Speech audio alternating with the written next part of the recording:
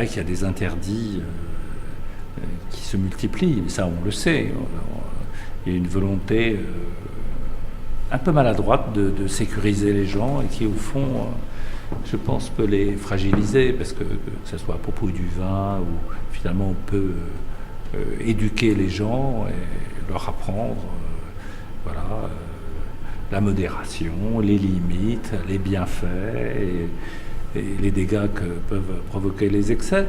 Mais ça peut s'apprendre, ça. C'est plus intéressant de voir les gens les maîtriser. Alors, on s'aperçoit qu'il y a des règles un peu stupides sûrement à revoir. Enfin, je pense à cette loi E20 qu'il faut sûrement corriger parce que ça nous invite à faire des circonvolutions absolument stupides. Je pense à l'opéra comique à l'occasion de la chauve-souris où on est obligé au fond d'annoncer qu'une boisson rafraîchissante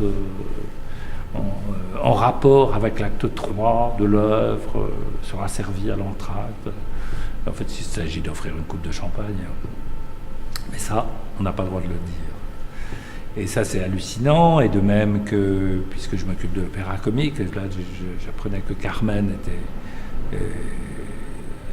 n'avait pas le droit d'être donné à Melbourne, en Australie, tout simplement parce qu'il y a des cigarières dans le début de l'œuvre et que c'est insupportable, qu'on représente quelque chose, où on fume, où on s'apprête à fumer, même.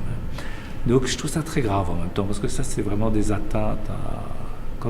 Quand on commence à toucher à l'art de cette façon-là, c'est quelque chose d'insupportable, d'une bêtise immense.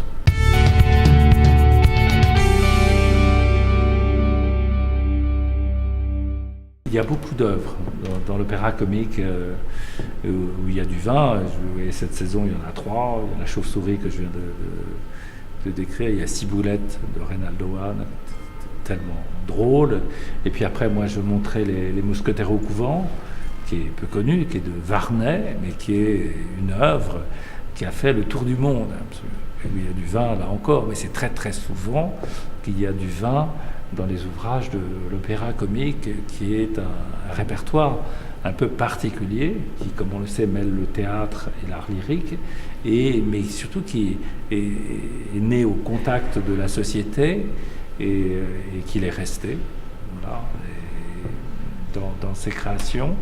Et donc, forcément, on parle beaucoup de l'amour et des chagrins, et donc du vin, et des joies, et des peines. Le vin est toujours très présent dans le répertoire de l'opéra comique.